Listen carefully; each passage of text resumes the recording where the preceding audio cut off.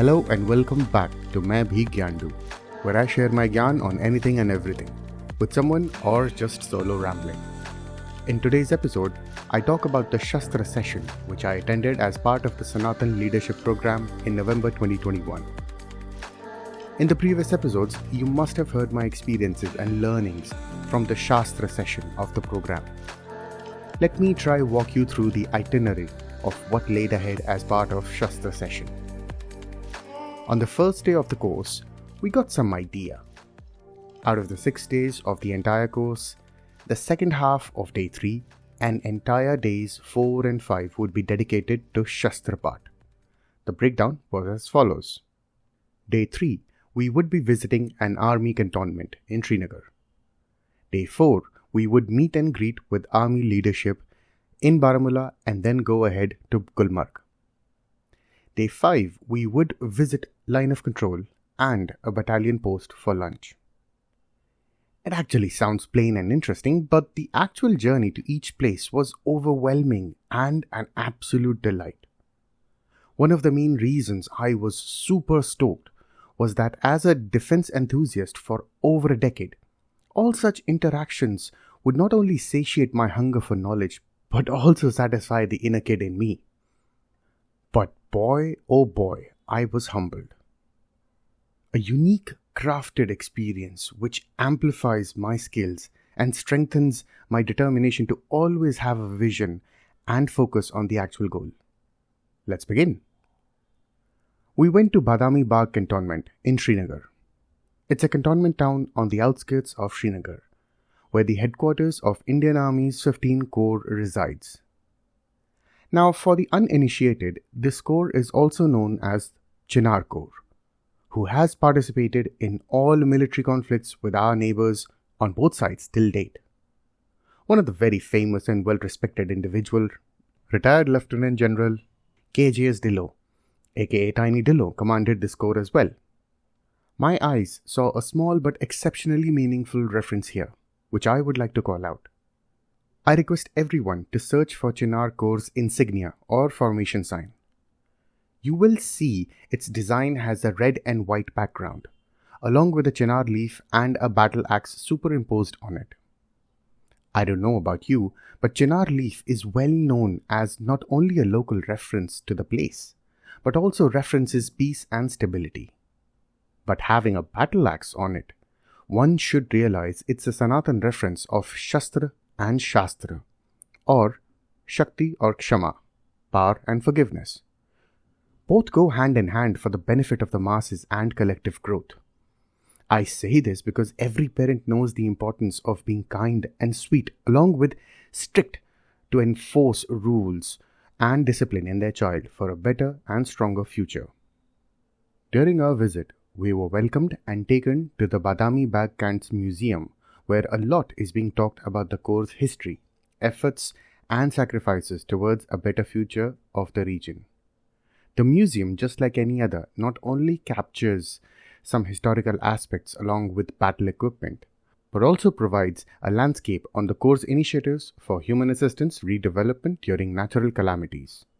While we were getting our group picture clicked, I noticed the name of that museum.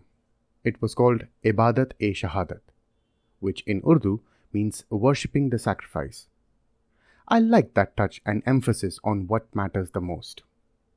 My father was in the Central Armed Forces, so I've lived the cantonment life, and the visit to another cantonment was just nice.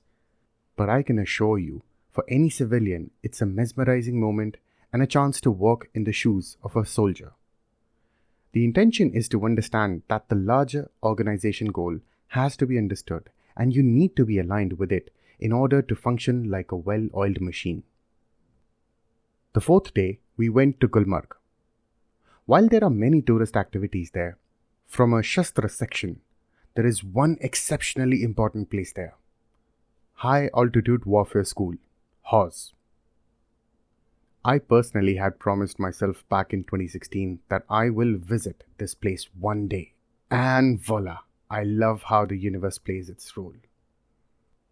HAWS is a training and research establishment for the Indian Defense Services, the world's best school for snowcraft and winter warfare. As a defense enthusiast, I was simply chuffed and giggling like a kid because the best of the best learn and hone their skills here. We entered the school and were taken through a museum built to talk about the history of Indian Armed Forces and its relationship with the mountains and snow. It's named Kanchenjunga and White Devils Museum. A small but exceptionally elaborate museum showcasing how Indian soldiers have been handling pressure, nation's vision, and responding to Mother Nature with minimalist equipment, especially since horse creation in 1948. This involves a list of army officials who have attempted climbing peaks for expedition purposes, military operations such as Siachen and other Karakoram peaks.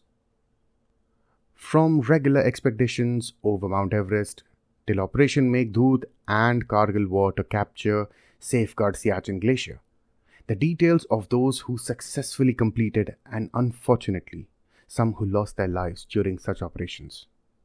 During the tour, we were shown the evolution of winter wear our soldiers came across while trying to safeguard the Himalayan frontiers. My oh my, we started off with almost nothing. Since 1948, during Operation Meghdoot in 1984, our winter wear was still abysmal, but nothing reduced the determination to achieve the goal, the vision. We learned that winter wear is just one small aspect of winter warfare in horse. The biggest training here is to instill the confidence, stamina, and to defrost the fear of the unknown. Any individual here is taught to integrate themselves with the environment so that you respond accordingly. Winter is not just for the Army but for Air Force and Navy too. Air Force is also trained to fly their helicopters for supplies at inhospitable terrains. I would recommend two things for everyone to understand aspects of winter warfare. 1. A book. The name Long Road to Siachen, The Question Why by Kunal Verma and Rajiv Williams. You will understand the terrain with stories from Operation Meghdoot and Kargil War, how our soldiers fought the battles in the mountains. Second, listen to a recent podcast of retired Lieutenant General Kulkarni on the show ANI Podcast with Smita Prakash. He talks about more details and challenges of the terrain. After an elaborate tour of the museum, we were taken for a tea session with Hawes commanding officer. After a round of introduction, he shared his observations and learnings with us around leadership. We also asked how we civilians can assist defense services and their families, for which he called out need for providing financial planning skills and guidance. Many families of the armed forces are caught up in civilian matters. The request was, wherever possible, provide the guidance and assistance, because just like the regular folks, they also would not know where to start and how to achieve their goal. It was a fulfilling day, so after a good elaborate session, we left back for our hotel. The fifth day was going to be another interesting and exciting day. This day was broken into two parts. In the first section, we were to visit J&K Light Infantry Regimental Center in Baramulla, where we were to meet and greet leadership. This was one level up from our previous sessions, because we were to meet 5 ranks of leadership who are involved in decision making, from a major to Major General. During introduction, Major General surprised us when he shared our details, showcasing that it's good to know your guests and discussed our professions with us. That showed our files and details were shared beforehand and what effort the leadership put just to meet with us. The session talked about their learnings from the field, on the ground, what made the armed forces leadership ready. They talked about having a common goal, aligning themselves with the country's goal and not compromising on the do's and don'ts. After a short session with these ranks, we had a good tea session with them, and knowing them understanding and their perspectives towards order, commitment and clarity of thoughts was just refreshing. A major explaining his objective to align his troops for the bigger mission. A colonel's objective to hear his middle managers' challenges for their men to work towards the common objectives.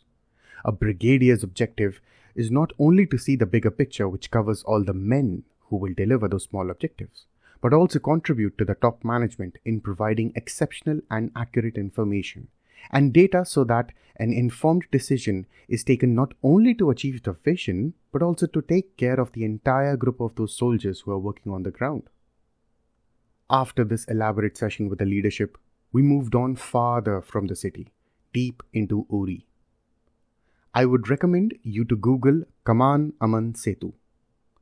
This is the last point of the Indo-Pak border, a bridge on the line of control in Uri district. This place makes you realize the landscape our forces have to protect. And I do not speak from a military perspective, but from a leadership perspective. How people down in the hierarchy will align to the organization's vision. After reaching Kaman Aman Setu, we were welcomed by a major posted there, who took us to the bridge. While standing at the border, it's always a mixed feeling to see the difference with no difference at a place. With this confusing statement, I mean to explain the scenario where the land has been differentiated with barricades and flags, but the land is just the same with exactly the same people, just a bridge to showcase the difference of opinion and perspective. The Major explained the bridge and how it's shaped. We saw the bridge divided into two sections. The Pakistani side had steel flooring completely, for even a small vehicle to cross, but the Indian side had only half of those steel plates, only big enough for people to walk and nothing more. When asked why, we were told that this is to ensure that no trick is played for any vehicle to cross by any chance, but the bridge is to be accessible enough to walk up for talks. We were impressed with this detailed thought here.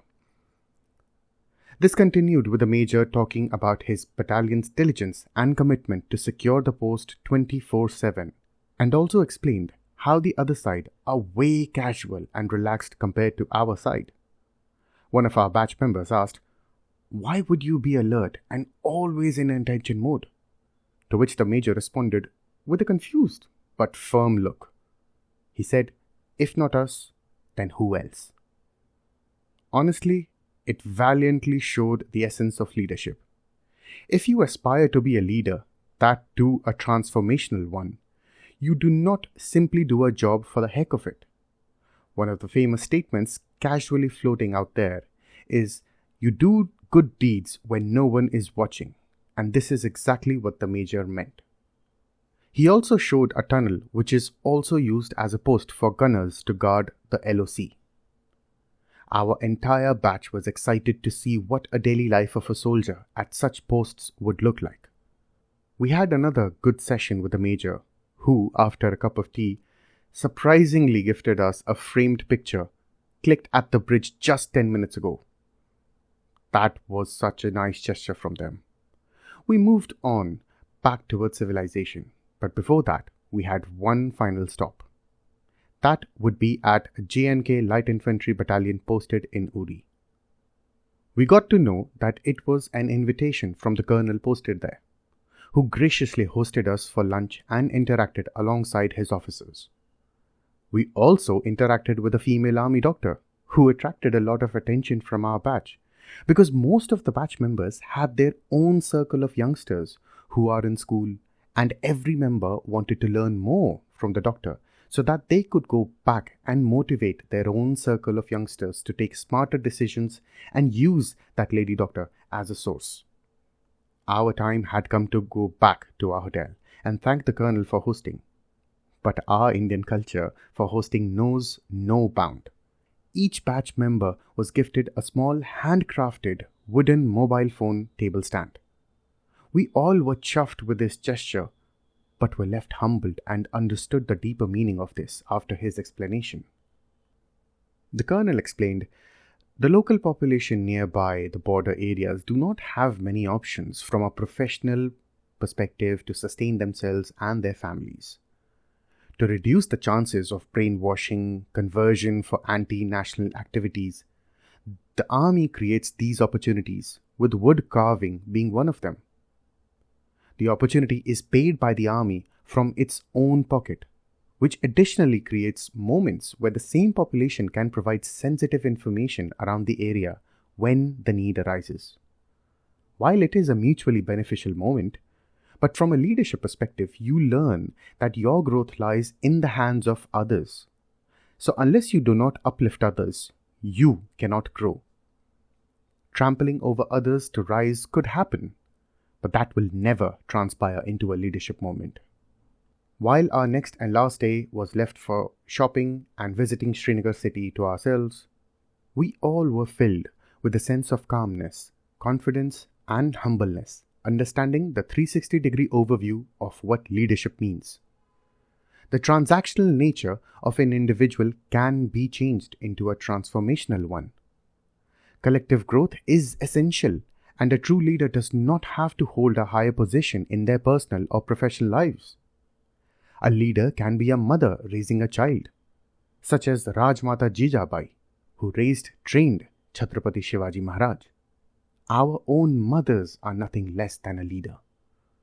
A leader can be someone lower down in the professional order, doing their daily tasks exceptionally well.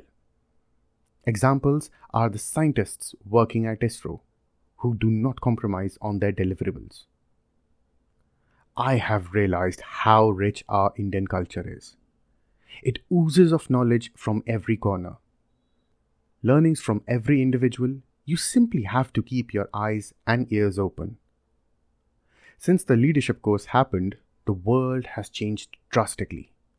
I've seen the rise of ChatGPT, the Russian attack, live through the COVID phases along with my personal and professional hurdles being thrown at me.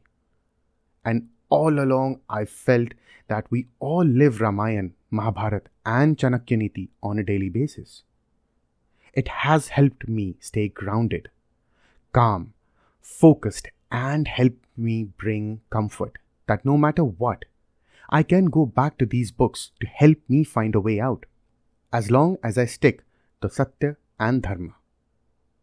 What added more weight to my conclusion and brought a smile on my face was when even my external affairs minister called out this fact, that a person as experienced as him reads Ramayana and Mahabharata multiple times for any challenges he sees around. I am grateful to Dr. Gaurav Pradhan for creating such a brilliant curriculum and adding the Shastra section with the theory. I hope these podcasts for Sanatan Leadership Program were interesting to you. My only endorsement would be to read our Shastras with an open mind. Try relating it with real life and you might see a ray of hope during your turbulent times. Thank you so much for listening, and I hope to get to pick your ears for some other gyan I feel I can share.